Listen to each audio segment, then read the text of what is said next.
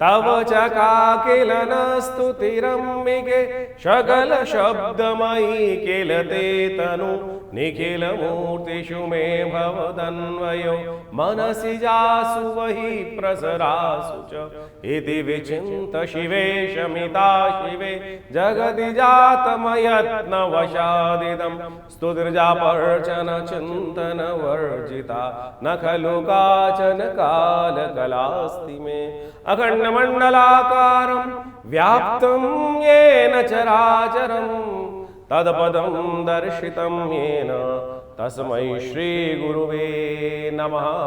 शनिवार का अवसर और साथ साथ एकादशी तिथि विद्यमान है और शनि महाराज यदि आपकी राशि के दृष्टिकोण से देखा जाए तो इस वक्त कहीं ना कहीं थोड़ी सी परेशानियां फंसते दिखाई देंगे आपके लिए आगे जाकर। और ऐसे में देवशयनी एकादशी आ गई, भगवान विष्णु भी शेष शैया पर विश्राम करने चले जाएंगे। भगवान के सो जाने के बाद तो फिर क्या होता है, कई बार व्यक्ति कहीं ना कहीं भगवान की कृपा से ऐसा हो जाता है कि भगवान की कृपा, तो इसी दिन भगवान का आशीर्वाद लेना बहुत ज़रूरी है। हो सके तो आपकी राशि के दृष्टिकोण से आपको सुगंधित पुष्प भगवान को अर्पित करने चाहिए।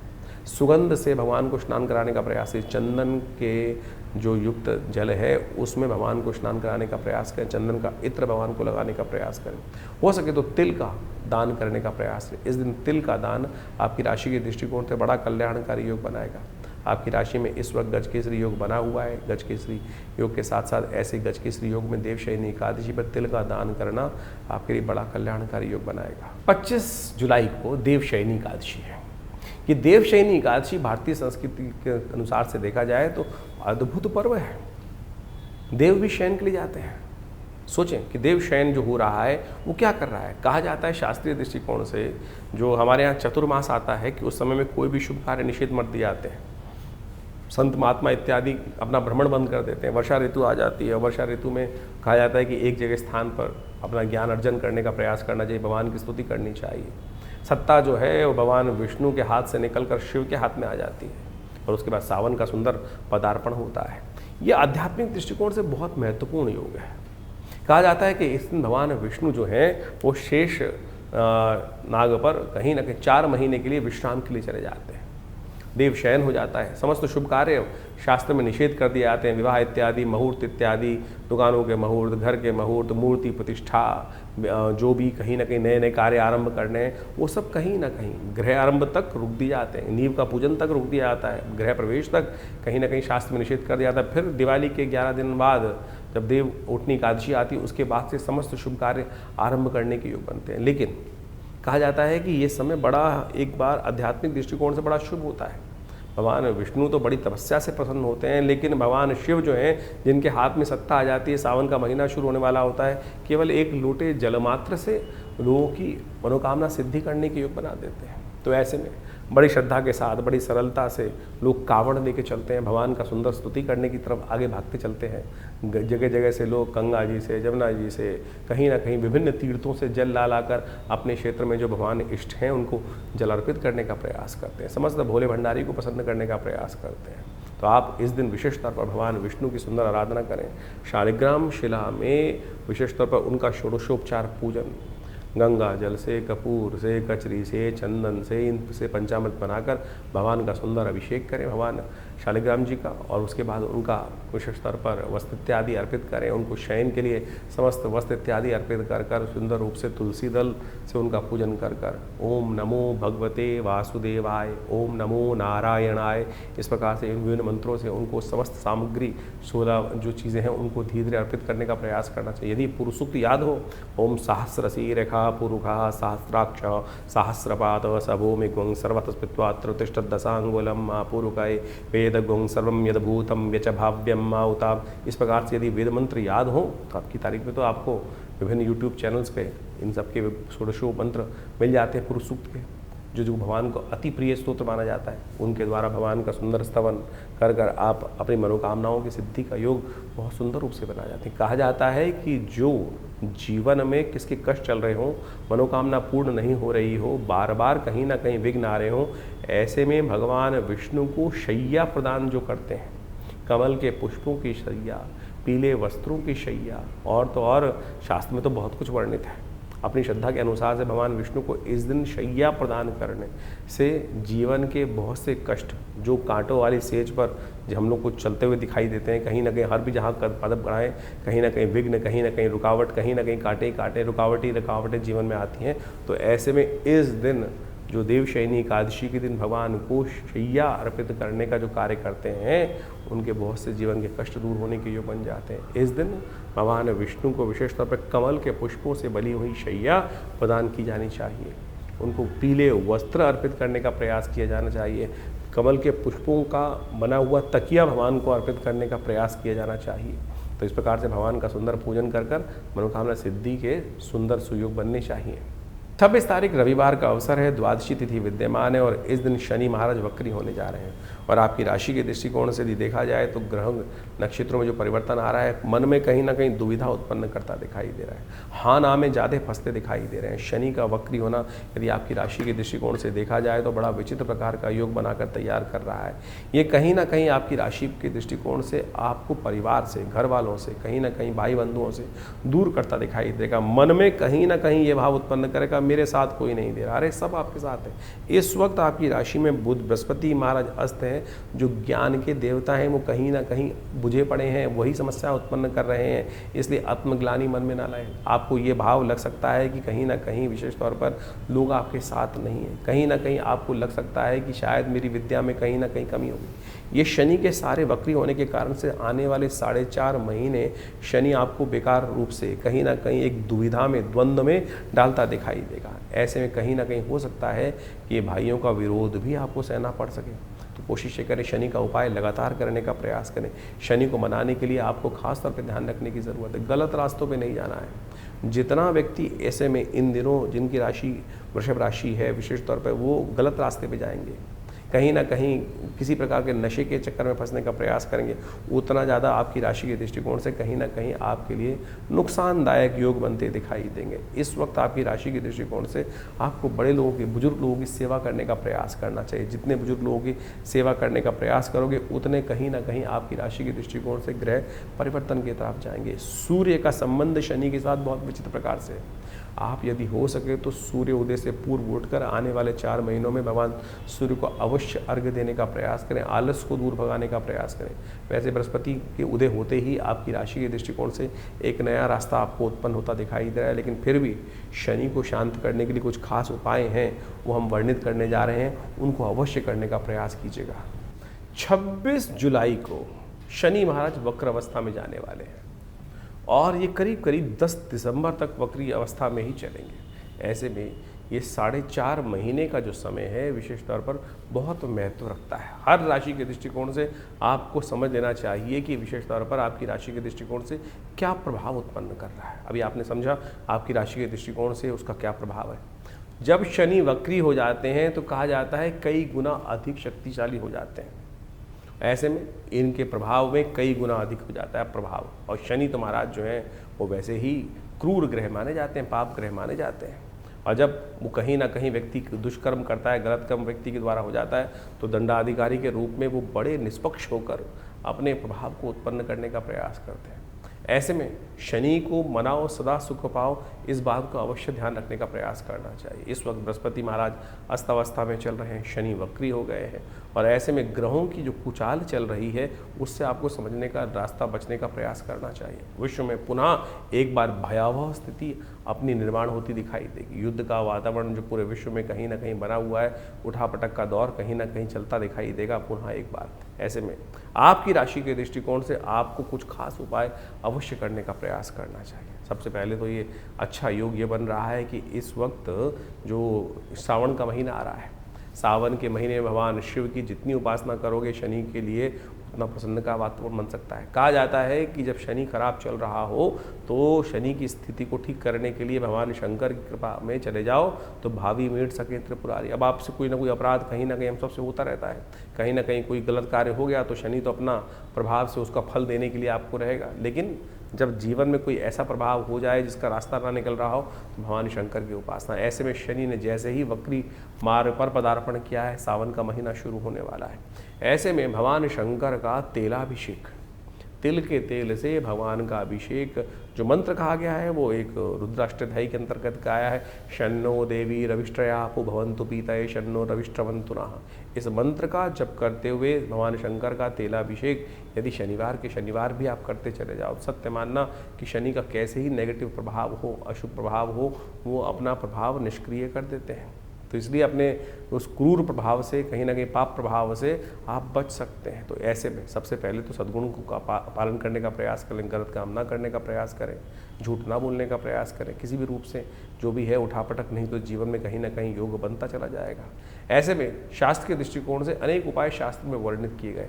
एक दिव्य उपाय है जिसका केवल लोग आज की तारीख में, कलयुग में यही पूछते हैं ना कि छोटा सा कौन सा उपाय है महाराज, तो हम आपको वो मंत्र बताने जा रहे हैं जिसको शनि स्तोत्र कहा जाता है। वो शनि स्तोत्र अद्भुत रूप से भगवान महाराज दशरथ जी के द्वारा, राम जी के पिता दशरथ जी के द्वारा देवासुर संग्राम से पहले रास्ते में जब जा रहे थे देवासुर संग्राम में भाग लेने के लिए, तो रास्ते में शनि के दर्शन होते हैं। तो ऐसे में भगवान महाराज दशरथ भगवान शंकर, भगवान शनिदेव की स्तुति करते हैं। वो दशरथ कृत शनि स्तोत्र कहा जाता है और एक ही स्तोत्र महाराज शनि का पूरे शास्त्रों में विद्यमान है और कोई स्तोत्र नहीं है, केवल दशरथ कृत शनि स्तोत्र मिलता है। और वो ऐसा अद्भुत है कि एक बार, केवल एक बार यदि व्यक्ति नित्यप्रति पाठ कर ले, श्रवण कर ले, सुन ले, तब भी शनि प्रसन्न हो जाते हैं, शनि अपना दुष्प्रभाव कभी नहीं दिखाते। तो वो इस प्रकार से हम आपके समक्ष हाथ बंद करके बैठे भगवान का सुंदर स्तवन करें। ओम नमः कृष्णाय नीलाय शितिकंठ निभाय च, नमः कालाग्निरूपाय कृतांताय च वै नमः। नमो निर्मांसदेहाय दीर्घमश्रुजटाय च, नमो विशाल नेत्राय शुष्कोधर भयाकृते, नमः पुष्कलगात्राय स्थूल रोमणे यत वै नमः। नमो दीर्घाय शुष्काय कालं दृष्ट नमोस्तुते, नमस्ते कोडराक्षाय दुर्निरीक्षाय वै नमः। नमः घोराय रुद्राय भीषणाय कपालिने, नमस्ते सर्वभक्षाय बलिमुख नमोस्तुते। सूर्यपुत्र नमस्तेस्तु भास्करे भयदाय च, अधोदृष्टे नमस्तेस्तु संवर्धक नमोस्तुते। नमो मंदगते तुभ्यं हृस्तंशाय नमोस्तुते। तपसा दग्धदेहाय नित्यं योगरताय च, नमो नित्यं क्षुधार्ताय अतृप्ताय च वै नमः। ज्ञानचक्षु नमस्तेस्तु कश्यपात्मज सूनवे, तुष्टो ददासि वैराज्यं रुष्टो हरसि तत्क्षणात्। देवासुरमनुष्याश्च सिद्धिविद्याधरोरगा, त्वया विलोकिता सर्वे नाशं यान्ति समूलता। प्रसादं कुरु मे देव वराहोऽहमुपागता, एवं अस्तु तदा सौरिग्रहराजो महाबला। ये इस प्रकार से शनि स्तोत्र है। यदि इसका एक बार नित्य प्रति श्रवण कर लें, एक बार, और इसका यज्ञ कर लिया जाए तो कहने ही क्या है। तो इस स्तोत्र का नित्य प्रति यदि आप एक बार श्रवण करते चले जाए, हमने आपके समक्ष ये कह के दिखा दिया है, सुना के दिखा दिया है, तो यदि आप केवल इसको भी सुन लें नित्य प्रति, धीरे धीरे आप उसको अच्छे से याद भी कर सकते हैं। सत्य माने हमने ऐसे ऐसे दिव्य लोग देखे जिनकी कुंडली में भयावह स्थिति शनि की बनी हुई थी, दशा भी चल रही थी, 7.5 भी चल रही थी, और ऐसे में उनको दिव्य शनि स्तोत्र का पाठ करने को कहा गया। और जब देखा कि वो कब शनि आया, कब शनि चला गया, उसका कोई प्रभाव, एक नया पैसा खर्च नहीं। लोग हज़ारों रुपए खर्च करके बहुत सारे अनुष्ठान, बहुत सारी चीज़ें, पता नहीं कौन कौन से नग पहनाने की बात करते हैं। ये शनि का दिव्य स्तोत्र ऐसा है कि जिसका आप नित्य प्रति पाठ कर लें, सत्य माने आपके जीवन से कष्ट दूर हो जाएंगे। इसके अलावा विशेष तौर पर हनुमान चालीसा अपने आप में एक साबर मंत्र है। हनुमान जी को तो विशेष तौर पर शनि का जी के द्वारा दिया गया आशीर्वाद है। जब रावण के दासत्व से शनि को भगवान हनुमान जी ने मुक्त कराया, तब आशीर्वाद दिया शनि ने, कहा कि जो आपके भक्त होंगे महाराज उनको कभी मैं कष्ट नहीं दूंगा। तो यदि आप हर शनिवार को इन 4.5 महीनों में हनुमान जी को चूल्हा चढ़ा दें, हनुमान जी को देसी घी का सिंदूर मिलाकर चूल्हा चढ़ा दें और साथ में हनुमान चालीसा का एक पाठ कर लें, तब भी आपके जीवन में शनि महाराज का नेगेटिव प्रभाव नहीं होगा। बहुत सीधे साधे उपाय हैं। हींग लगे न फिटकरी, रंग चोखा हो, और आप पता नहीं कहाँ कहाँ भ्रमित होकर लाइनों में लगकर पता नहीं क्या क्या स्थिति में करते चले जाते हैं। तो आप इसको अपनाने का प्रयास करें। और यदि स्वास्थ्य खराब चल रहा हो, क्योंकि शनि जब वक्री होते हैं तो कहीं ना कहीं एक्सीडेंट का योग भी बना देते हैं, और ऐसे में कहीं ना कहीं शरीर में आदि व्याधि, कहीं ना कहीं कुछ समस्याएं उत्पन्न करने के योग बनाते हैं। तो ऐसे में आपको जब शनि वक्री चल रहे हों तो हर करीब करीब महीने में एक बार अपने वजन के बराबर सतनाजे का दान, 7 अन्न का दान अवश्य करने का प्रयास करना चाहिए। उसमें काली उड़द जरूर होना चाहिए। कोशिश ये करें 7 अन्न ले लें, चावल, गेहूँ, कहीं ना कहीं इन सब में काला उड़द, 7 अन्न मिलाकर एक साबुत काला उड़द ज़रूर डालने का प्रयास करें। और फिर किन्हीं गरीब आदमियों को अवश्य, जो ज़रूरतमंद व्यक्ति हों उनको अवश्य दान करने का प्रयास करें। ये आपके लिए अद्भुत रूप से कार्य करेगा, समस्त कष्टों को दूर करने का योग बनाएगा। तो आप इन उपायों को कर इन 4.5 महीनों में आप तमाम शनि के दुष्प्रभावों से बच सकते हैं। इसके साथ साथ एक दिव्य प्रयोग और भी है, इस शनि के मंत्र से सिद्ध किया हुआ ये काला धागा। ये काला धागा आप अपने उल्टे पैर में धारण कर लीजिए। ये शनि का दिव्य उपाय है। भारतीय संस्कृति के अनुसार से जो जिसको कहा जाता है कि शनि के मंत्र से सिद्ध करा हुआ ये धागा आपकी समस्त प्रकार से रक्षा करने का दिव्य उपाय। शास्त्र में अनादिकाल से लोग कहीं ना कहीं धागे बांधते आए हैं, लेकिन शनि का धागा पैर में बांधने का प्रयास किया जाना चाहिए, क्योंकि शनि सबसे पहले चाल बिगाड़ते हैं। सबसे पहले चाल बिगाड़ते हैं। जब चाल बिगड़ती है तो चरित्र अपने आप कहीं ना कहीं बेढंगा होता चला जाता है। तो ये दिव्य धागा शनि का जो है, शनि के मंत्र से सिद्ध करा हुआ है। यदि आप अपने उल्टे पैर में बांध दें, जिस घर में कोई बच्चा है, अब दिन भर बच्चा कहीं ना कहीं घूमता रहता है, कभी गाड़ी, कभी घोड़ा, कभी मोटरसाइकिल, कभी स्कूटर, और हर रोज आपकी अगर राशि में शनि का बुरा प्रभाव चल रहा है तो कैसे उसकी रक्षा कर सकते हैं। दिव्य ये शनि का एक रक्षा कवच के तौर पर ये कार्य करेगा।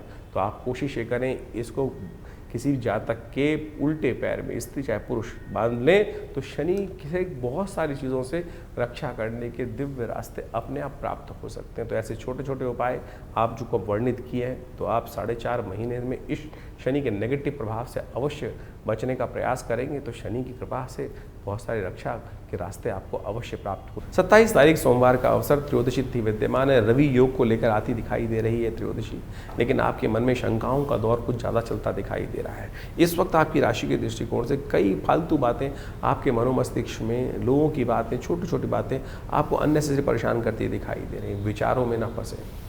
इस वक्त बृहस्पति के अस्त होने के कारण से बेकार के विचार कुछ ज़्यादा ही आपके मनोमस्तिष्क में आपको 2 नावों में पैर रखते हुए दिखाई दे रहे हैं। उनको त्यागने की ज़रूरत है। अरे चीज़ें छोड़ो, रवि योग है। चीज़ों को आरंभ करने के लिए स्थितियों को बहुत सुंदर रूप से आप समझ के कार्य करने का प्रयास करेंगे तो बहुत अच्छा रहेगा। देखिए, भगवान विष्णु शेषशैया पर विश्राम कर रहे हैं। सत्ता, संसार की सत्ता शिव के हाथ में आ गई। सोमवार का अवसर है, सुबह सुबह थोड़ा दूध लेकर भगवान शंकर का अभिषेक कीजिए। त्र्यंबकम यजामहे सुगंधिम पुष्टिवर्धनम उर्वारुकमिव बंधना मृत्योर्मुक्षीमामृता। इस बात का ध्यान करते हुए, उनका स्तवन करते हुए जीवन के शुद्ध लक्ष्य को पहचानने का प्रयास कीजिए। शिव का आशीर्वाद मिलेगा, सब कल्याण होने के योग बनेंगे। 28 तारीख मंगलवार का अवसर, चतुर्दशी और पूर्णिमा तिथि का योग बन रहा है।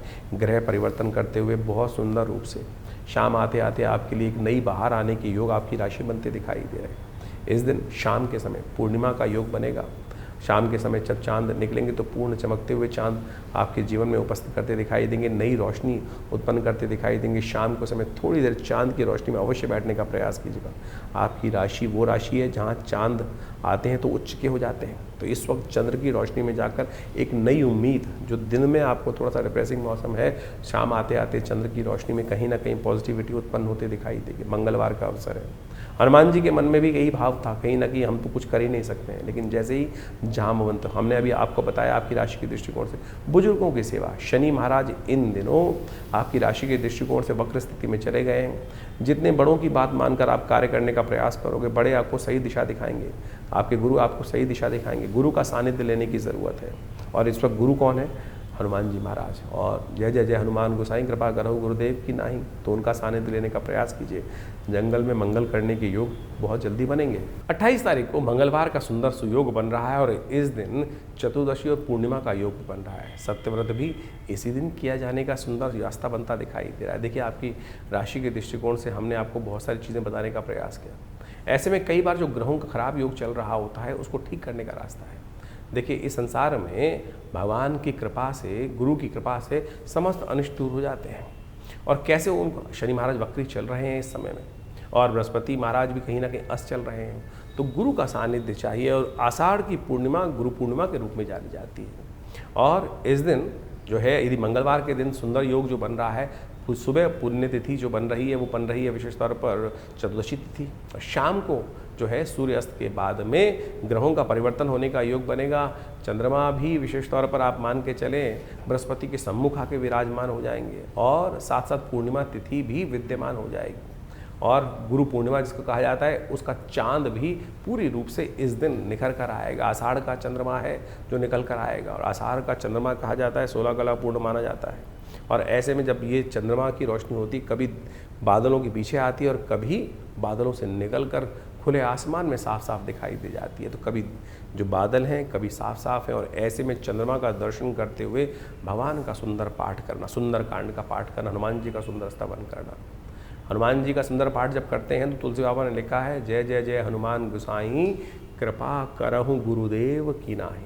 इस संसार में हनुमान जी से बड़ा गुरु कौन हो सकता है, जो आपको भक्ति का मार्ग प्रशस्त करने का प्रयास कर रहा है। और आपके ग्रह जो चल रहे हैं खराब इस वक्त आपकी राशि के दृष्टिकोण से, जैसा हमने बताया, बृहस्पति भी अस्त चल रहे हैं, शनि भी कहीं ना कहीं वक्री चल रहे हैं और 4 महीने तक वक्री चलेंगे। तो इस दिन विशेष तौर पर हनुमान जी का सुंदर स्तवन करने का प्रयास करें। हनुमान जी को ही गुरु मानकर, जो तुलसी बाबा ने माना, क्योंकि तुलसी बाबा को दर्शन जो कराए वो विशेष तौर पर हनुमान जी ने ही तो कराए। हनुमान जी की आराधना, जब उन्होंने हनुमान जी के चरण पकड़ लिए तो उनका दर्शन कर कर तभी उनके जीवन में वो जो योग था वही बना, और जिसके कारण से उनको राम जी के दर्शन हुए। चित्रकूट के घाट पर भई संतन की भीड़, तुलसीदास चंदन किसे तिलक देत रघुबीर। जिस प्रकार से कहा गया है, हनुमान जी की कृपा से ही अनेक रूप से जब नहीं दर्शन हो पा रहे थे तो हनुमान जी ने जबरदस्ती करवाने का प्रयास। ऐसा गुरु चाहिए ना। तो आप संसार के चक्र में कहाँ फंस रहे हैं, तो सुंदर रूप से हनुमान जी का सुंदर स्तवन इस दिन अवश्य करने का प्रयास करें। आषाढ़ की पूर्णिमा की रात्रि और मंगलवार का सुंदर सुयोग, तो ऐसे में हनुमान जी का सुंदर स्तवन समस्त अनिष्टों को दूर करने का योग बनाएगा। तो ऐसे में हमने विवेकानंद योगाश्रम में इस शुभ तिथि में गजकेसरी योग के अंतर्गत सुंदर कांड का पाठ रखा है, भगवान का सुंदर स्तवन करने का रखा है। और तुलसी बाबा ने तो यहाँ तक कहा है, और देवता चित्त न धरहि, हनुमत से ही सर्व सुख करहि। तो सुंदर रूप से इस कार्यक्रम में भाग लें, हनुमान जी का सुंदर स्तवन करें, सवामणि का भोग रहेगा, हनुमान जी का सुंदर यज्ञ रहेगा, और हनुमान जी के गुरु के रूप में जो स्वीकार कर लेगा उसका तो बेड़ा पार होना परम सुंदर रूप से है। संकट कटे मिटे सब पीरा, जो सुमरे हनुमत बल बीरा। तो अपने समस्त अनिष्टों को दूर करने के लिए इधर उधर मत भटको, हनुमान जी का सुंदर स्तवन करने का प्रयास करो। आप भी अपने नाम से इस सुंदर कार्यक्रम में भाग ले सकते हैं। व्यवस्थाएं आपके सामने दी गई हैं, फ़ोन नंबर्स दिए गए हैं। आप आइए, सुंदर रूप से हनुमान जी का स्तवन करने के लिए इस दिन अवश्य पधारें। हनुमान जी की सिद्ध मूर्ति विवेकानंद योगाश्रम में सदगुरु आचार्य श्री केशव देव जी के द्वारा प्रतिष्ठित की गई है। उनका दर्शन कर लेने से, उनको सुंदर सिंदूर चढ़ा लेने से कई सारी भ्रांतियाँ लोगों के मनो मस्तिष्क में हैं। स्त्रियों को हाथ नहीं लगाना चाहिए, और कुछ ये बहुत सारे लोग, देखिए वैसे तो मूर्ति को किसी को हाथ नहीं लगाना चाहिए ये, लेकिन यदि पुजारी के रूप में आप उपस्थित हैं तो शुद्ध पवित्र होकर मानस पूजा सुंदर रूप से कर हनुमान जी का सुंदर स्तवन करने का प्रयास यदि करेंगे तो बहुत ही कल्याणकारी रहेगा। भक्त के लिए कोई जाति नहीं है, कोई वर्ण नहीं है, कोई भक्त समस्त वर्णों के हैं। समस्त प्रकार से सरलता से जो हो वही भक्त बन जाता है, वही सदा कल्याण का योग बनाता है। तो इस गजकेसरी योग में हनुमान जी का सुंदर स्तवन आपके समस्त अनिष्टों को दूर करने का योग बनाएगा। 29 तारीख बुधवार का अवसर, पूर्णिमा तिथि विद्यमान है। गुरु पूर्णिमा की ये तिथि है जिस दिन विशेष तौर पर गुरु का सानिध्य लेकर जीवन के समस्त कष्ट दूर होने के योग बनते हैं। उसका बड़ा रहस्य है, वो भी समझ लीजिएगा, लेकिन ग्रह गणना करना समझ लीजिए। इस वक्त अध्यात्म से आपको लाभ और कहीं ना कहीं अध्यात्म से विमुख होने से कहीं ना कहीं नुकसान होता दिखाई दे रहा है। सरलता से चीज़ों को अपनाने का प्रयास करें, कहीं ना कहीं हठ धर्मिता त्यागने का प्रयास करें। थोड़ी जिद है आपकी राशि के दृष्टिकोण से। इस वक्त शनि महाराज वक्र गति से आपकी राशि पर दृष्टि डाल रहे हैं। वो कहीं ना कहीं चीज़ों को सीधी गति से न चलकर टेढ़ी गति से आपको करने की तरफ प्रेरित करते दिखाई दे रहे हैं। सीधे रास्ते का सीधा नतीजा होता है, और आपकी राशि में साफ साफ दिखाई दे रहा है कि सीधे रास्ते ही चलने का प्रयास करो, गलत रास्ते को अपनाने का प्रयास करना भी नहीं। इस वक्त सीधे रास्ते से ही आपको मेवा प्राप्त करने का योग बन सकता है। गुरु का सानिध्य सीधी तरह से जाकर समर्पण भाव करने की ज़रूरत है। गुरु पूर्णिमा दिखाती है समर्पण। समर्पण से कैसे, गुरु कृपा से कैसे आपके जीवन में कल्याण हो सकता है, समझ लीजिए। गुरु पूर्णिमा भारतीय संस्कृति में एक अद्भुत दिवस है। आषाढ़ मास की पूर्णिमा के दिन गुरु पूर्णिमा का योग बनता है, और भारतीय अध्यात्म संस्कृति में कहा जाता है कि जिस व्यक्ति ने अपने जीवन में गुरु नहीं बनाया तो उस जीवन में उस व्यक्ति के द्वारा कोई भी शुभ कार्य करने का अधिकार उसको मिलता नहीं है। एक बार नारद जी भ्रमण करते हुए शास्त्र के दृष्टिकोण से कहा जाता है कि विष्णु लोक पहुँचे, और जब विष्णु लोक पहुँचे भगवान के दर्शन करने के लिए तो भगवान से कुछ वार्तालाप करी। वार्तालाप करने के बाद संतुष्ट हुए तो वहाँ से निकले वहाँ से श्रीमन नारायण का स्मरण करते हुए, ओम नमो नारायण करने का मंत्र जप करते हुए। जैसे ही नारद जी वहाँ से गए तो भगवान विष्णु ने अपने पार्षदों से कहा कि जहाँ ये नारद जी खड़े हुए थे उस जगह को पवित्र करने का प्रयास, पवित्र करो, वहाँ गोबर से लीप कर उस स्थान को पवित्र करो। ये स्थान अपवित्र हो गया। बाई चांस देवयोग से नारद जी देव ऋषि थे, वापस आ गए भ्रमण करते हुए। कुछ और मन में शंका हुई और देखा तो जहाँ वो खड़े थे उसको पवित्र किया जा रहा है भगवान की आज्ञा से। तो उन्होंने भगवान के समक्ष बड़ा विचित्र प्रश्न किया, क्या प्रभु मैं अपवित्र हूँ जो आपने मेरे जहाँ स्थान पर खड़ा था? बोले हाँ नारद, तुमने किसी को गुरु बनाया नहीं इसलिए तुम अपवित्र हो। और जो व्यक्ति गुरु नहीं बताता है, गुरु के दर्शन नहीं चलता है, अपने गुरु मंत्र नहीं लेता है, वो अपवित्र ही माना जाता है। उसके स्थान जहाँ खड़ा हो उस स्थान पर खड़े होने की आज्ञा किसी को नहीं है, वो स्थान अपवित्र हो जाता है। तो उन्होंने बड़े विनम्रता से भगवान से पूछा नारद जी ने कि प्रभु अब क्या करो, किसको गुरु बनाओ? तो उन्होंने कहा किसी को भी गुरु बना सकते हो, तुम्हारी श्रद्धा है, जिसको तुम गुरु बनाओगे उसके अनुसार से चलने का प्रयास करो। जीवन में समस्त अनिष्टों को दूर करने का योग बन जाएगा, आपके जीवन में कल्याण का योग बनेगा। आपको मंत्र जप का अधिकार भी गुरु मंत्र की दीक्षा लेने के बाद, गुरु दीक्षित होने के बाद ही मिलता है इस संसार के अंदर। लोगों ने नहीं समझा। भगवान की आज्ञा के अनुसार नारद जी ने कहा महाराज किसको बनाओ? तो भगवान ने भी लीला रची। भगवान ने लीला इस प्रकार संसार को ज्ञान देने के लिए रची। कहा जाता है भगवान ने कहा नारद तुम पृथ्वी लोक पे जाओ और जो सबसे पहले व्यक्ति मिले उसी को अपना गुरु मानो और फिर उनसे दीक्षित होकर उनका मंत्र जप करके उन्हीं से आगे जीवन की दशा लेने का प्रयास करो, फिर आओगे तो फिर पवित्र माने जाओगे। नारद जी भूलोक आते हैं और महामृत्यु लोक में उनको सबसे पहले एक व्यक्ति जिसके दर्शन होते हैं प्रभु की माया थी। वो दर्शन होते ही एक व्यक्ति, गाँव का व्यक्ति, गरीब व्यक्ति रास्ते में जा रहा था, चप्पल उसने सिर पर रखी हुई थी और अब भगवान की आज्ञा थी, सबसे पहले उन्हीं के दर्शन हुए तो उन्होंने ही नमन किया महाराज। अब भगवान की आज्ञा के अनुसार से, भगवान की माया के अनुसार से उन्होंने को नमन किया और कहा महाराज आप मुझे आपको मैं अपना गुरु धारण करना चाहता हूँ। तो सीधे साधे व्यक्ति ने कहा कि महाराज मेरे की क्या बिसात, मैं आपको शिक्षा दूँ, आप तो स्वयं इस सुंदर स्वरूप में विद्यमान है, मेरी क्या बिसात। लेकिन बोले नहीं मेरी इच्छा है, मैं आपसे ही दीक्षित हूँ। तो उन्होंने उनसे दीक्षा ले ली। जो मंत्र दिया उस मंत्र को उन्होंने ले लिया। उस मंत्र को जप करने के लिए जो भी बना, उसके बाद भगवान घूमते घामते फिर पहुँचे भगवान विष्णु के पास। भगवान विष्णु से उन्होंने कहा कि प्रभु आपकी आज्ञा के अनुसार से मैं मंत्र दीक्षित ले आया। बोले नारद जी किससे दीक्षा ली आपने? तो महाराज वहाँ पर एक व्यक्ति मूर्ख रूप में था और गंवार था, अनपढ़ था और सिर पे चप्पल रख के जा रहा था, बड़ा मूड लग रहा था, कहीं ठीक नहीं लग रहा था, लेकिन आपकी आज्ञा थे मैंने उनसे दीक्षा ले ली। भगवान ने कहा नारद तुमने बड़ा अपराध किया, गुरु का इस प्रकार से अपमान करना। कहा जाता है घोर नरकादि लोगों को पूरी 84 लाख योनि तुम्हें भोगनी पड़ेंगी और उन सब की त्रास है तुमको भोगनी पड़ेगी। अपने तुमने इतना प्रभाव, इतना निष्क्रिय कार्य जो है, ऐसा कार्य किया है कि जो विशेष तौर पर तुमको अपराध बोध भी नहीं है इसका। नारद जी ने क्षमा मांगी कि प्रभु क्या करूं अब? बोले तो अब गुरु के सानिध्य में ही जाओ और वो जो बताएं उस कार्य को करने का प्रयास करो, तब जाकर इस जो 84 की योनि का जो चक्र है उससे निकल सकते हो। नहीं तो तुमको 84 लाख योनि भोगनी पड़ेंगी, उसमें जीवन निर्वाह करना पड़ेगा। फिर उस काल को भोग के बाद ही तुम हमारे दर्शन के लिए आ सकते हो। अब नारद जी को पटक दिया गया। वापस उस जगह पर लाकर नारद जी देव इच्छा से, प्रभु की इच्छा से फिर दोबारा गुरु के सानिध्य में पहुँचते हैं और उनके समक्ष बैठकर अपने समस्त भाव को उपस्थित करते हैं। तो उस व्यक्ति ने सुना नारद जी को और कहा नारद चिंता क्यों करते हो? क्यों चिंता तुमको? इसका कारण, इस कष्ट का निवारण बहुत आसान है। नारद जी को नहीं समझ में आया था, लेकिन उस दिव्य आत्मा ने कहा नारद जी कोई चिंता मत करो, ये पहाड़ सामने दिखाई दे रहा है, इस पहाड़ पर तुम 84 लाख योनियों के जो है समस्त चित्रकला निर्वाहो और ऊपर से लौटते हुए नीचे आकर लौट आओ। नीचे आकर नारद जी को बड़ा आश्चर्य हुआ कि इस व्यक्ति ने मुझे इतना दान बताया और कहा कि पूरा ऊपर से लेकर उन 84 लाख योनियों के नाम लिखकर समस्त व्यवस्था बनाई और फिर लौटते लाटते ऊपर से लेटते हुए नीचे आते हुए उन सब में भोगते हुए, उनको कहा जाता है कि वो समस्त 84 लाख योनि भोगने के बाद पुनः पहुँचे और वो जो श्राप था, जो अपराध किया था, उससे निवृत्त हुए। तो जो कहा गया ना, गुरु गोविंद दोनों कड़े काके लागू पाऊँ, बलिहारी गुरु आपनो जिसने गोविंद दियो मिलाए। ये शास्त्र में कथा इसलिए वर्णित की गई है कि आप सदमार्ग पर उस सरलता से प्राप्त कर सकते हैं गुरु के सानिध्य में। तो आप कोशिश ये करें अपने जीवन में गुरु मार्ग मंत्र का अवश्य जप करने का प्रयास करें। भगवान से मिलने का मार्ग भी गुरु निर्देशित कर सकते हैं। तो आप बड़े बड़े चमत्कार हैं गुरु मंत्र के, शास्त्र में जो वर्णित हैं उनको हमें जीवन में देखने का प्रयास करना चाहिए।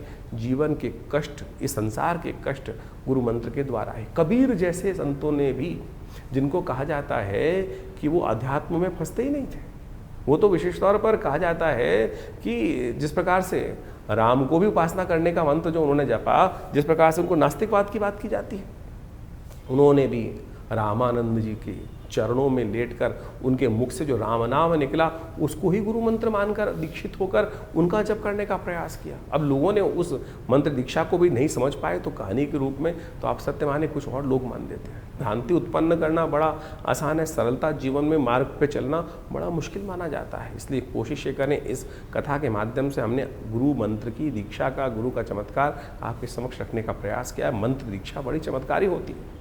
मंत्र दीक्षित लेने के बाद सत्य माने वो जागृत मंत्र ही आपका कार्य करेगा, नहीं तो जपते रहो मंत्र। लाखों मंत्र, हजारों मंत्र लोग जपते रहते हैं लेकिन वो कार्य नहीं करते। कारण है मंत्र दीक्षित नहीं है। जिस व्यक्ति ने वो स्वयं मंत्र गुरु ने जपा ना हो, उस मंत्र को देने का अधिकार भी किसी व्यक्ति के पास नहीं होता है। तो अनेक अनेक प्रकार के मंत्र हैं, शास्त्रों में लाखों मंत्र विद्यमान हैं। आपके लिए कौन सा योग्य है, कौन सा मार्ग आपके लिए चलना श्रेष्ठ है, किस मार्ग पर चलकर आपको सफलता मिलेगी, किस मार्ग पर चलना आपके लिए भारी हो सकता है, वो आपकी योग्यता के अनुसार गुरु ही बता सकते हैं। तो इसलिए भारतीय संस्कृति में गुरु के जो है, जिसको कहा जाता है अंधकार से प्रकाश की तरफ जाने का, ज्ञान का मार्ग दिखाने वाली जो दिव्य आत्मा है वो गुरुजन कही जाते हैं। इसलिए उनकी जो है दीक्षा हमें अवश्य लेने का, उनका सानिध्य अवश्य लेने का प्रयास करना चाहिए। अब एक अपवाद और भी है इसके साथ साथ कि गुरु कितने बनाए जाए। अनेक गुरु बना सकते हैं आप, अनेक गुरुओं की कोई बात ना। दत्तात्रेय भगवान ने इस संसार में उपस्थित होकर 24 गुरु बनाए, जिससे जहां जो शिक्षा मिले उसको अपने गुरु के रूप में, सदगुरु के रूप में आप स्थान देने का प्रयास करें। कोई इसमें भांति नहीं है। भ्रांति ये करने का प्रयास करते हैं। आज तो बाजार बन गया है, आज तो ये संसार हो गया, गुरुआ तू गलियां फिरे घर घर कंठी देत। आज तो मंत्र माइक के द्वारा दीक्षाएं मंत्र दे दी जाती हैं, तो वो गुरु मंत्र नहीं हुआ। आप गुरु बनाते हैं व्यक्ति को जहां मेरे मन की शंकाओं हो, मैं सीधा जाकर उनके पास बैठ के, उनके सानिध्य में बैठकर उनसे वो मंत्रणा कर कर अपने जीवन के उस लक्ष्य की जहां कष्ट आ रहा है बात करके दूर कर सकूं। लेकिन ऐसे स्थितियों में जिनके दर्शन करने भी दुर्लभ है, फोटो में ही दर्शन हो सकते हैं, टीवी पे ही दर्शन हो सकते हैं, फिर वो मंत्र दीक्षा क्यों? आपको भटकने की आवश्यकता नहीं। प्रभु स्वयं आपके जीवन में उस व्यक्ति को उपस्थित कर देते हैं। दत्तात्रेय भगवान ने रास्ते में चलते चलते दीक्षा प्राप्त करी। वैश्य तक को गुरु माना, श्वान तक को गुरु माना, अग्नि तक को गुरु माना, वायु तक को गुरु माना। आपकी सरलता की आवश्यकता है। एकलव्य का कथा आपके समक्ष उपस्थित है, कहीं नहीं भटके।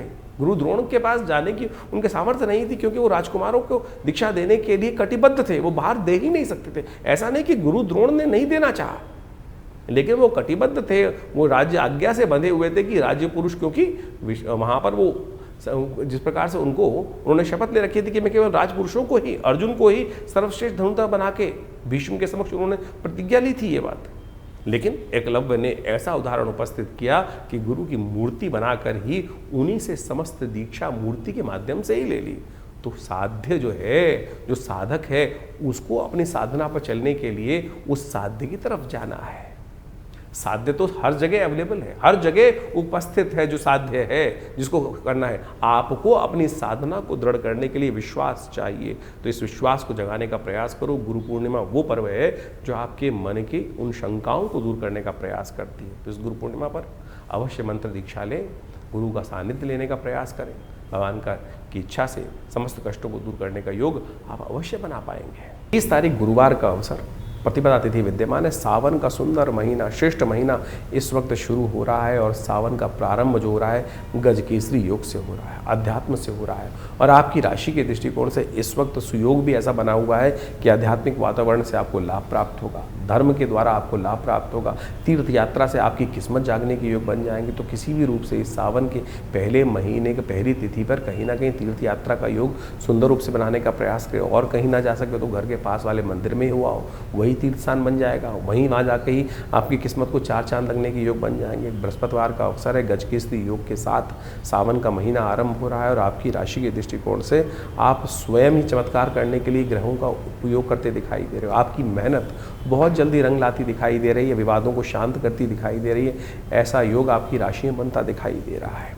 30 तारीख से सावन का सुंदर महीना शुरू हो रहा है और इस समय में जब भगवान विष्णु शिष्य पर विश्राम में चले जाते हैं और समस्त राज सत्ता जो है भगवान शिव के हाथ में आ जाती है, शिव को प्रसन्न करने के अद्भुत दिन होते हैं। ये 30 दिन का सावन मनोकामनाओं को सिद्धि करने का योग बनाता है। चाहे जीवन में कैसे ही कष्ट हो, चाहे आकांक्षाएं हो, कैसी आकांक्षा हो, इस संसार में मनुष्य रूप में ही आप जन्म लेकर उन इच्छाओं को, आकांक्षाओं को, उन मन के भावों को, मनोकामनाओं को सिद्धि करने का योग बना सकते हो। और किसी रूप में नहीं जाके, किसी संसार में किसी और योनि में न जाकर आप मनोकामनाओं को पूर्ण करने का योग नहीं बना सकते, इस मनुष्य रूप में बना सकते। सावन का वो सुंदर महीना है।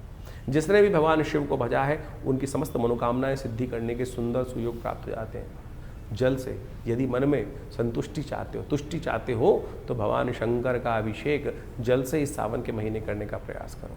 यदि समृद्धि चाहते हो तो कहा जाता है कि दूध के द्वारा अभिषेक करने से पुष्टि प्राप्त करने के योग बन जाते हैं। और यदि जीवन में समस्त संपदाओं का सुख चाहते हो, वाहन, घर, घोड़ा इत्यादि समस्त प्रकार की निधियाँ चाहते हो, तो रुद्री के अंदर कहा गया है कि दही के द्वारा भगवान का अभिषेक करने का प्रयास करना चाहिए। यदि ग्रहों का अशुभ प्रभाव चल रहा हो तो कहा जाता है कि भगवान का अभिषेक भस्म के द्वारा करने का, भस्माभिषेक जो होता है ना, उसके द्वारा करने का हमें प्रयास करना चाहिए। उससे जीवन के सत्य के प्रति हमारी आकर्षण शक्ति बनती है, सही रूप से मंत्र की सिद्धि प्राप्त करने का योग बन जाता है। यदि धन, वैभव, इन सब की प्राप्ति करना चाहते हो तो कहा जाता है कि भगवान का सुगंधित गंध के द्वारा, गंधोदक के द्वारा, इत्र के द्वारा भगवान का जो अभिषेक करता है उसकी मनोकामना सिद्धि का सुंदर सुयोग बन जाता है। कहा है सुगंधिम पुष्टिवर्धनम, सुगंधि युक्त जल से, सुगंधित तेल से यदि भगवान का अभिषेक करने का प्रयास करोगे तो इस प्रकार की मनोकामना सिद्धि का सुंदर योग बन जाता है। यदि आपके शत्रु बाधाएं आपको बहुत परेशान कर रही हैं तो तेल के द्वारा भगवान का सुंदर अभिषेक इस सावन के महीने में हमें करने का प्रयास करना चाहिए। ये मनोकामना सिद्धि को पूर्ण करने के लिए अद्भुत योग बनाकर आपकी राशि में इस प्रकार से हजारों औषधियाँ हैं। शहद के द्वारा, पुष्पों के द्वारा, मट्ठे के द्वारा, इच्छू रस के द्वारा, गन्ने के रस के द्वारा, दूध के द्वारा और तो और अनार के रस के द्वारा, विभिन्न विभिन्न औषधियों के द्वारा अनेक मनोकामनाओं की सिद्धि के लिए समय समय पर लोग यज्ञ इत्यादि रुद्राभिषेकात्मक यज्ञ करने का सुंदर प्रयास करते हैं जीवन के समस्त कष्टों को दूर करने के लिए। यदि स्वास्थ्य संबंधी समस्या चल रही हो तो कहा जाता है कि दूध के द्वारा भगवान शंकर के महामृत्युंजय मंत्र का जप करते हुए इस सावन के महीने में यदि अनुष्ठान किया जाए तो भगवान की कृपा से कैसी ही दिव्य कोई परेशानी हो जो कहीं ना कहीं ठीक ना हो रही हो, उसके भी ठीक होने के रास्ते प्राप्त हो जाते हैं। तो हमने विवेकानंद योगाश्रम में इन पूरे 30 दिनों में, सावन के पूरे 30 दिनों के लिए नित्यपति शाम को रुद्राभिषेक रखा है। सामूहिक तौर पर समस्त भक्तगण एकत्र होकर भगवान शंकर का रुद्र अष्टाध्यायी के द्वारा नित्यपति भगवान का अभिषेक विवेकानंद योगाश्रम में हम हमारे द्वारा स्वयं समस्त भक्तों के साथ मिलकर किया जाएगा। भगवान का बड़ा दिव्य, बड़ा विशाल भगवान शंकर का शिवलिंग है और उनका पूजन हम बड़ी श्रद्धा के साथ समस्त लोग मिलकर करते हैं। आप भी स्वयं इस कार्यक्रम में भाग लेने के लिए नित्यपति आश्रम पर पधार सकते हैं। ये सावन का सुंदर सुयोग आया है और इस समय ग्रहों की स्थिति बड़ी विचित्र चल रही है। एक जीवन में क्षणभंगुर है जीवन, कभी भी कहीं ना कहीं एक छोटी सी त्रुटि से पता नहीं कहाँ से कहाँ जीवन की दिशा मुड़ जाती है। भगवान की कृपा से, भगवान के सानिध्य में रहकर हमको क्षण क्षण को जीवन को जीने का प्रयास करना चाहिए। दिल्ली में विवेकानंद योगाश्रम में भगवान के मनोकामना सिद्धि मंदिर में भगवती के सानिध्य में बहुत दिव्य भगवान का शिवलिंग पर नित्यपति भगवान का रुद्राभिषेक रहेगा। शाम को रोज 6 बजे के आसपास ये रुद्राभिषेक आरंभ होता है। आप भी आइए, यज्ञ में भाग लें, भगवान का रुद्राभिषेक भी करें और भगवान की कृपा से इस पूरे सावन में छोटे से कर्म से भगवान को रुद्राभिषेकात्मक यज्ञ कर भगवान को प्रसन्न करने का सुंदर सुयोग अपने जीवन में प्राप्त करें। 31 तारीख शुक्रवार का अवसर द्वितीय तिथि विद्यमान है और ग्रह नक्षत्रों के दृष्टिकोण से यदि देखें तो ग्रहों का योग आपकी राशि के दृष्टिकोण से सुबह परिवर्तन की तरफ जा रहा है। मेहनत रंग लाने की योग बनाता दिखाई दे रहा है। जितनी मेहनत, जितना तप उतनी बड़ी सिद्धि, उतना बड़ा लाभ आपकी राशि में बनते दिखाई दे रहे हैं। तो इस वक्त मेहनत से भागना मत, आलस्य में सोना मत। यदि सोते रहोगे तो सब चीज़ें हाथ से निकलने के योग बन जाओगे। जागोगे, उठोगे, चलोगे तो जितने कदम चलोगे उतनी किस्मत साथ देने का योग अवश्य बनाती दिखाई दे रही। कांवड़ यात्रा का पहला मुहूर्त बन रहा है इस दिन, तो जो लोग कांवड़ यात्रा करते हैं, कांवड़ यात्रा का इस दिन लाभ लेकर कार्य करने का प्रयास करें, गौ सेवा करने का प्रयास करें। हो सके तो इत्र का उपयोग अवश्य करें, भगवान को इत्र अर्पित करने का प्रयास करें, अपने पर भी इत्र लगाने का प्रयास करें। सुगंधि से लोग जो आपकी तरफ आकर्षित होंगे और आपके जीवन में शुभ का योग बनता दिखाई देगा। तो जुलाई के अंतिम में आपने ग्रहों का प्रभाव समझा, आपकी राशि के अनुसार से कितना महत्वपूर्ण परिवर्तन, चाहे वो शनि का परिवर्तन हो रहा हो, चाहे बुध का पहले उदय होना और फिर मार्गी हो जाना, बहुत महत्वपूर्ण प्रभाव इनका आपको आने जीवन में प्रभाव देखने को मिल सकता है। ऐसे में बृहस्पति अस्त अवस्था में चल रहे हैं, शनि एक बार पुनः वर्ष के अनुसार से वक्री हो गए और ये 4 महीने से ज़्यादा वक्री रहेंगे। ऐसे में पुनः एक बार स्थिति विश्व में कहीं ना कहीं कोलाहल वाली उत्पन्न करने के योग ये शनि का वक्री होना, और साथ साथ ऐसे में इनका विभिन्न ग्रहों के साथ योगा योग जो बन रहा है वो प्रभाव उत्पन्न करता दिखाई दे रहा है। समय समय के अनुसार से हमको ज्योतिष का लाभ अवश्य लेने का प्रयास करना चाहिए। ऐसे में विशेष तौर पर ग्रहों के योगा योग के अनुसार से उनका जो महत्वपूर्ण परिवर्तन मिलता है, शास्त्र में वर्णित ऋषियों मुनियों के अनुभव के आधार पर जो उनके निदान चिकित्सा विज्ञान के अनुसार से बताए गए हैं, ग्रहों के मंत्र के माध्यम से बताए गए, वो हम आपके समक्ष समय समय पर उपस्थित करते रहते हैं। सत्य मानिए, व्यक्ति के हाथ में कर्म करना ही है, उसका फल तो परमात्मा के हाथ में ही है, कर्म के अनुसार से फल बनता है। लेकिन फिर भी परमात्मा की कृपा से जो बड़े से बड़े भयावह योग कुंडली में बन रहे होते हैं, वो कब किस प्रकार से क्षण में गायब हो जाते हैं पता नहीं चलता। इस बात को हमें अच्छे समझना चाहिए। गोचर का प्रभाव तो आपने अच्छे समझा, लेकिन आपकी जन्मपत्री पे किस प्रकार से उन ग्रहों के परिवर्तन का प्रभाव पड़ रहा है, दशाओं का, अंतरदशाओं का।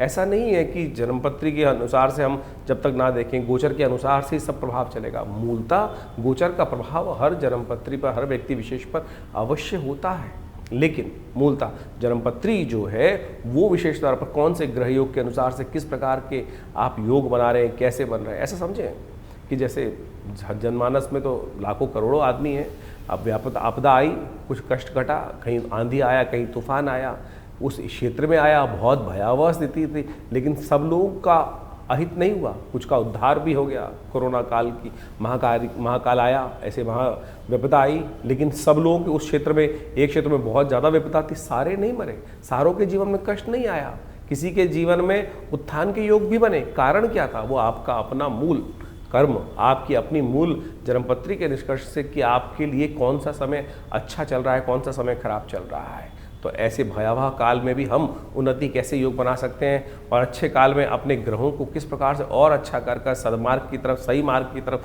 तेजी से आगे बढ़ने के योग बना सकते हैं, वो जन्मपत्री का जन्म ज्योतिष विज्ञान का एक चमत्कारिक विषय है। इसलिए हमें अपने जन्मकाल के अनुसार से, date of birth, time of birth, place of birth के अनुसार से जो खाका बनता है, दशाएं, महादशाएं, अंतरदशाएं, इन सबको देखते हुए, देशकाल परिस्थिति को समझते हुए भविष्य को देखने का प्रयास करना चाहिए। और उससे बहुत कुछ पूर्वाभास हो सकता है, बहुत सा पूर्वाभास पहले हो जाता है, और उसको समझकर हम अपने समय के अनुसार से अपने रास्ते को सही रूप से चुन सकते हैं। जैसे एक व्यक्ति पढ़ाई कर रहा है किसी क्षेत्र में, उसका भाग्य तो कहीं किसी और क्षेत्र में लिखा था उन्नति का, लेकिन वो भटकते भटकते कभी ये, कभी वो, कभी वो, कभी वो, वहाँ पहुँचता है। वो अंत में जाकर जो जिससे किस्मत जागनी थी वहाँ पहुँचता है, फिर उस पर कार्य करता है। और फिर अगर ज्योतिष के दृष्टिकोण से पहले ही जान लिया जाए कि इस व्यक्ति के लिए कौन सा मार्ग सबसे श्रेष्ठ है और उसको अपना लिया जाए, तो आप अवश्य सही समय पर सही चीज़ों को पहचान कर कार्य को ठीक कर सकते हैं। तो यही ज्योतिष विज्ञान का, ज्ञान का यही लाभ है,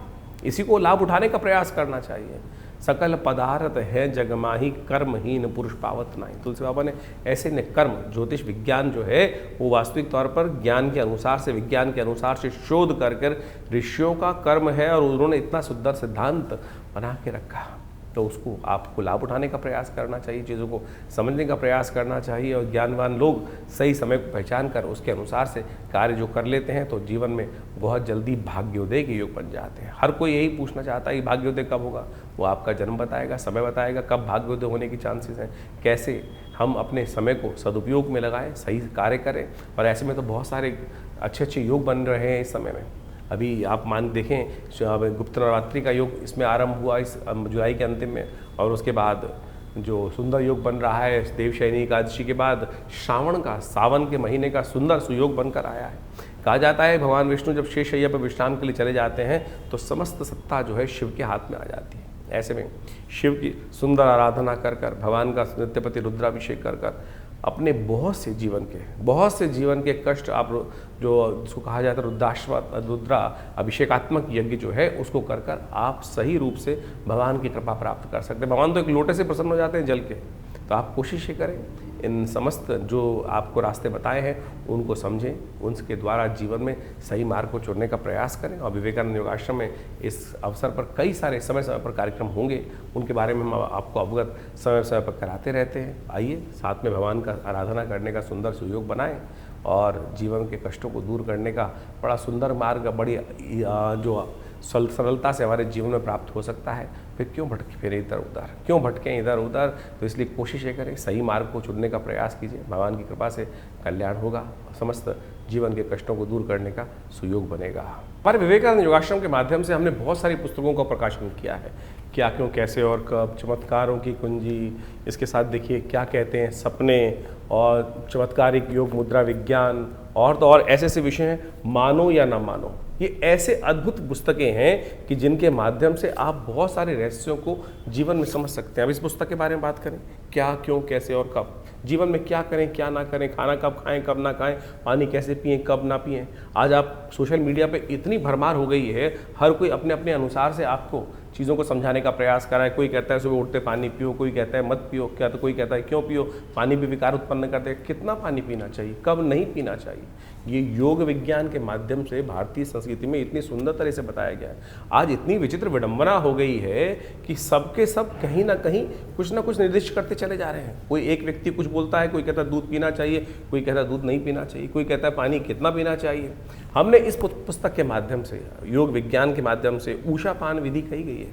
100 अंजुलि पानी पीने के लिए शास्त्र में विधान कहा गया, पानी किस प्रकार से पीना चाहिए और कैसे पिएं, कब ना पिएं, कौन से महीने में क्या खाएं क्या ना खाएं। यहाँ तक भारतीय संस्कृति, अभी वर्षा ऋतु चल रही है, वर्षा ऋतु के अनुसार से शास्त्र में कहा जाता है कि भैया सावन हर्रे भादो तिक्त, सावन में हरी सब्जी नहीं खानी चाहिए, हरी जो पत्ते वाली सब्जी है उसको खाने से परहेज करना चाहिए। और उसको आज से नहीं, अनादिकाल से भारतीय संस्कृति में इन सब सिद्धांतों को बता दिया गया था। और तो और यज्ञ विज्ञान कैसे आपके जीवन में लाभ दे सकता है, और बहुत सारी और समस्या, नज़र लग जाए कैसे उसको दूर करें, इस सब संबंध में इन पुस्तकों में हमने अद्भुत रूप से इन समस्त ज्ञानों को देने का प्रयास किया है, इन सब बातों को चर्चा करने का प्रयास किया है। तो आप इनके विषय को यदि ये समझेंगे तो इतने सुंदर तरीके से मुख कैसे धोएं, पानी कितना पिएं, स्नान कब करना चाहिए, स्नान कैसे करना चाहिए। भारतीय संस्कृति में स्नान के बारे में सबसे पहले स्नान करना है, पानी डाल के आ गए, ये तो स्नान नहीं हुआ ना। स्नान किस प्रकार से किया जाए, कैसे आपके बहुत सारे घमौरिया इत्यादि बहुत सारी और समस्या, स्किन की डिजीज आती है, यदि सही रूप से स्नान कर लिया जाए तो कहा जाता है कि बहुत सारी स्किन की समस्याएं उस स्नान से ही ठीक हो सकती हैं। इसके अलावा भगवान का चरणामृत हम लेते हैं, उस चरणामृत का क्या फ़ायदा है, किस प्रकार से भगवान का पूजन करने के बाद मंदिर में घंटा बजाते हैं, शंख बजाते हैं, ऐसे विषय हमने इन पुस्तकों के माध्यम से सद्गुरु आचार्य श्री केशवदेव जी के सानिध्य में बैठकर जो रिसर्च हो सकती थी, ऐसी करीब 50 पुस्तकें आश्रम के द्वारा लिखी गई हैं। मानो या न मानो, स्वप्न विज्ञान की एक ऐसी चीज़ है कि स्वप्न विज्ञान, सपनों में क्या दिखाई दिया, हम सबको सपने आते हैं और हम कई बार भयग्रस्त हो जाते हैं कि सपना देखा, ये कुछ अशुभ होने वाला है, शुभ होने वाला है। कौन सा सपना क्या प्रभाव उत्पन्न करता है, अ से लेकर पूरा अंतिम वर्णावली के साथ कौन कौन से शब्द के अनुसार से कौन सी चीज़ आपने देखी है। सड़क देखी है, सपने में सांप देखा है, कहीं धन देखा है, हवा देखी है, आंधी देखी है, प्रेत देखी है, पित्रात्मा देखे हैं, उन सब का क्या प्रभाव है, क्या वो आपके लिए को भयग्रस्त कर रहे हैं, कब कौन सा स्वप्न प्रभाव देगा, कितने दिन में प्रभाव देगा, कौन सा निदान अशुभ स्वप्न को दूर करने के लिए करना चाहिए, वो सब हमने इस पुस्तक के माध्यम से आप सबके समक्ष रखा है। तो आप इन पुस्तकों को पढ़ें और देखिएगा सही रूप से आपके जीवन में जो अज्ञान की जो एक समय चल रहा है, अंधकार का, अज्ञान का, उसको ठीक करने का रास्ता आपको केवल इस पुस्तक के माध्यम से ही मिल जाएगा। तो ऐसी ऐसी बहुत सारी पुस्तकें हैं। एक ये पुस्तक है चमत्कारिक मुद्रा विज्ञान, ये हमारा अपना विषय है। पूरे विश्व में हमने इस विषय को पहुंचाया कि मुद्राओं के द्वारा कैसे विभिन्न रोग ठीक कर सकते हैं। कान के दर्द से लेकर हृदय रोग जैसी परेशानियों को ठीक करने के लिए ये मुद्राएं चमत्कार अपना प्रभाव दिखाती हैं। विवेकानंद हॉस्पिटल इस संबंध में बहुत अद्भुत कार्य कर रहा है। दिल्ली में 100 बेड का हॉस्पिटल संस्थान के द्वारा बनाया गया है, जो भारत सरकार के पैनल पे भी है, दिल्ली गवर्नमेंट के पैनल पे भी है। और हर रोज़ करीब 100 और 200 लोग यहाँ पर आकर अपना इलाज करवाते हैं प्राकृतिक चिकित्सा के माध्यम से, बिना किसी औषधि के, इन मुद्राओं के द्वारा, ध्यान योग के द्वारा। तो आप इस आश्रम पर जुड़ें और इन समस्त जो है, हमारी वेबसाइट भी आप जा सकते हैं vivekanandnaturecure.com, www.vivekanandnaturecure.com। और ये जो प्राकृतिक चिकित्सा का हॉस्पिटल है, योग विज्ञान का हॉस्पिटल है, आयुर्वेद का हॉस्पिटल है, तो यहाँ पर जमुना पार में आप इसमें आके अपनी चिकित्सा सुविधाएं भी ले सकते हैं। और तो आश्रम में यज्ञ तो नित्य प्रति चलते ही हैं, और उस यज्ञ के माध्यम से विभिन्न प्रयोग जो किए जाते हैं, चाहे कैसी ही समस्या है, उन सब को ठीक करने के लिए भगवान की कृपा से विभिन्न मार्ग खुल सकते हैं। आप सत्य माने, बहुत सारे अजीब अजीब केस आते हैं, किसी का स्वास्थ्य ठीक नहीं हो रहा है, तो हमने देखा महामृत्युंजय मंत्र का जो एक यज्ञ है, उसका दिव्य मंत्र का जप करते हुए सही रूप से जो उचित ब्राह्मणों के द्वारा, जो विद्वान ब्राह्मणों के द्वारा सही मंत्र का उच्चारण करते हुए यदि कार्य किए जाए, तो वो अद्भुत रूप से मंत्र चमत्कारिक कार्य करते हैं। जीवन में कई ऐसी घटनाएं, शत्रु परेशान कर रहे हैं, बाधा पहुंचाए जा रहे हैं, ठीक नहीं कर रहे हैं, तब उनके लिए देवी के विभिन्न स्वरूपों का ध्यान, विभिन्न मंत्रों का प्रयोग, कैसे उन बाधाओं को दूर करके आपके जीवन में विजय का शंखनाद उत्पन्न किया जा सकता है, वो बिल्कुल अद्भुत रूप से मंत्र कार्य करते हैं। लोग मान नहीं रहे हैं, जो बदमाश हैं, दुष्ट हैं, वो कहीं ना कहीं अपनी उस छवि को छोड़ ही नहीं रहे हैं और आपके जीवन में उनको आघात पहुंचाए जा रहे हैं। उनके रहते हुए आप अपने जीवन में विजय नहीं प्राप्त कर सकते, आपको उनके साथ उनकी दुष्टता को समाप्त करने का कार्य ही करना पड़ेगा। तो ऐसे मंत्र विज्ञान के माध्यम से आप अपने जीवन को, कष्ट को दूर करने के लिए, अब बंधन का योग किसी कुंडली में आ गया, बंधन का योग साफ साफ दिखाई दे रहा है, कहीं ना कहीं ग्रह परस्पर ऐसे योग बना रहे हैं कि बंधन का योग, जेल जाने का योग है, कहीं ना कहीं आपके समय खराब है आपका। तो ऐसे में दुर्गा की नामावली का एक अद्भुत चमत्कारिक प्रयोग है, जिसका यदि प्रयोग किया जाए, भगवती के नामावली का यज्ञ जो है शास्त्र में वर्णित है, समस्त भयों को जीवन से दूर करने का योग बना देता है। कहीं कोई नेगेटिव प्रयोग, किसी ने दुरात्माओं का प्रयोग किसी व्यक्ति के खिलाफ कर दिया, बहुत सारे लोग आते हैं इस बाधाओं से मन से ग्रसित होते हैं। तो ऐसे में कहा जाता है भगवान बटुक भैरव जी का यज्ञ जो है, उन मंत्रों से हमने विभिन्न रूप से विभिन्न आदमियों पर करके देखा, कैसी छाया, कैसा नेगेटिव प्रभाव, कैसी दुरात्मा की शक्ति, उन सब को ठीक करने के लिए ये जो मंत्रों के प्रयोग है, भैरव जी का मंत्र का प्रयोग है, ओम ह्रीं बटुकाय आपद उद्धारणाय कुरकुर बटुकाय ह्रीं स्वाहा, अद्भुत रूप से चमत्कारिक कार्य करता है। उन कष्टों को दूर करने का योग अद्भुत रूप से बना देता है। ग्रह बाधाओं का समस्याएं हैं, ग्रह बाधा ऐसी हैं कि एक के बाद एक, कोई शनि खराब है, कोई मंगल खराब है, तो उनका जप किया जाए ना, सही रूप से उच्चारण करते हुए, यज्ञ करते हुए, उनका दशांश यज्ञ करके, दशांश उनका मार्जन इत्यादि समस्त पद्धति को अपनाते हुए जो कार्य किए जाते हैं, वो पूर्ण रूप से, सही रूप से सफलता की तरफ व्यक्ति की मंशा के अनुसार से कार्य करने का सुंदर कार्य करते हैं। मंत्र विज्ञान कपोल कल्पित नहीं है, सत्य है, लेकिन विधि के अनुसार से, शास्त्र के अनुसार से हमें करने का प्रयास किया जाना चाहिए, तब जाकर समस्त मनोरथों को सिद्ध करने का, दिखावा नहीं है। आज पूरे जो सोशल मीडिया के अंदर हम देखें, दिखावा किया जा रहा है, इतनी जबरदस्ती पद्धति को बनाया जा रहा है, कहाँ कहाँ किस किस प्रकार से दिखावा करके बहुत सारी चीज़ें, लेकिन जो मूल मंत्र जप है वो नहीं हो रहा है, मूल मंत्र जप नहीं हो रहा है। यज्ञ के नाम पर अभी इतने ज़बरदस्त खतरनाक वीडियोस, मैं कहूँगा खतरनाक इसलिए बोल रहा हूँ कि विधि निषेध है ही नहीं उसमें। आहुत मंत्र में, यज्ञ में आहुति देने के लिए मुद्राएं हैं, इस मृगी मुद्रा के द्वारा शांतिक पौष्टिक कर्मों में आहुति देने का है। और बड़े बड़े महंत महात्मा इत्यादि बैठे हुए जो तसलों से, प्लेटों से आहुति यज्ञ में डलवा रहे हैं, क्या करवा रहे हैं? अनिष्ट करवा रहे हैं। कब आहुति दलनी चाहिए? मंत्र में स्वांते आहुति समर्पय, स्वाहा के अंत में आहुति दलनी चाहिए। कोई विधि किसी का पालन नहीं किया जा रहा है, केवल पंप एंड शो और दिखा दिखो के ड्रामेबाजी कर कर जो यज्ञ विज्ञान के नाम पे, अध्यात्म के नाम पर आज दुराग्रह पूरे विश्व में चल रहा है, ये भयावह है। आप स्वयं करिए, हमारे साथ रविवार को यज्ञ में बैठिए, कोई दक्षिणा नहीं ली जाती, कोई पैसा नहीं लिया जाता। जो लोग कुछ बैठना चाहते हैं रविवार को यज्ञ में आकर आश्रम पर यज्ञ में बैठ सकते हैं। तो इन समस्त विधियों का आशा करते हैं आप पालन करेंगे, समझेंगे, चीज़ों को सही रूप से करेंगे। तो आप जुड़िए विवेकानंद योगाश्रम से, आपका कल्याण होगा। धन्यवाद।